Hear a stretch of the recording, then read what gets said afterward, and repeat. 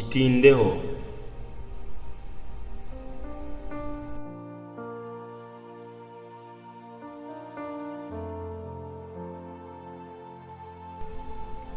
Ibaze uwagutembereza mu buto bwawe. Ibaze uwagutwara kandi akagusubiza muri garden cyangwa mu busitani bw'ubuto bwawe, ndetse akanarenzaho kuguhururiza uruhuri rw'abantu benshi bakitegereza imikorere n'imico yawe. How can you feel? Wakumva umeze ute? Can you be proud of your past? Ese waterwa ishema n'ahahise hawe?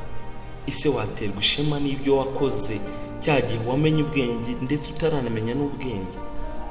Itindeho urebe ibyo wakoze cyangwa ibyo wagize byahahise hawe, niba byagutera ishema ndetse niba byagutera ipfunwe. Itindeho.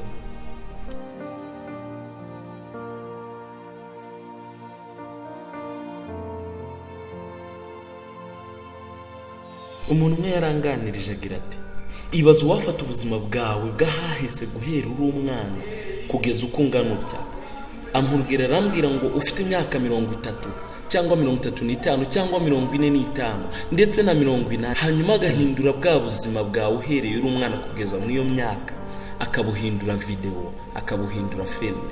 Wowe ubarirwa mu rugero rw'ingimbi ndetse n'abangavu. Ese wakwifuza kubirebana n'ababyeyi bawe?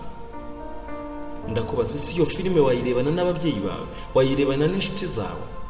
Wayirebana n'abavandimwe bawe? Ese wowe umukuru w'umuryango, ese urebye ubuzima bw'ahahise hawe ndetse n'ubwo uri kunyuramo uyu munsi bugahinduka filime, ese wayirebana n'umuryango wawe? Umumama w'imyaka 70, umumama w'imyaka 30, ese ubuzima bwawe guhera mu myaka 15 gusubiza hejuru kugeza ku iyo myaka ufite buhindutse filime, bikaba itegeko yuko iyo filime iprojectingwa imbere y'umuryango wawe ndetse n'inshuti n'abavandimwe, ese wakwishimira cyangwa waba proud yayo kuyirebana nabo? Itindeho.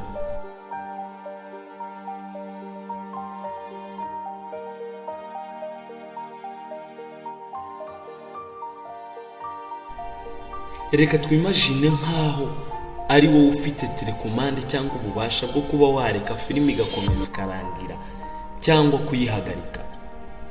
Ese ukurikije ibyabo biri kubera muri filime, wareka filime ikarangira cyangwa wareka igahagarara? Wakomeza filime cyangwa wayihagarika? Ni ikibazo ukwiye kwibaza. Itindeho. Turagushimiye wowe wemeye kutwereka ino filime y'ubuzima bwawe. Uri umumama, uri umupapa ndetse uri umwangavu cyangwa ingimbi. Mbega ibyiza wagize mu buzima bwawe, mbega wakoze neza pe. Ariko se mbega amafuti, irebere nawe.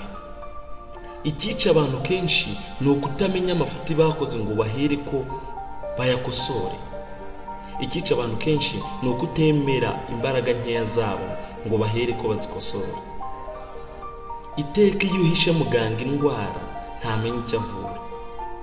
Itindeho. Ndabakunda cyane, nitwa Olivier. Shalom, shalom.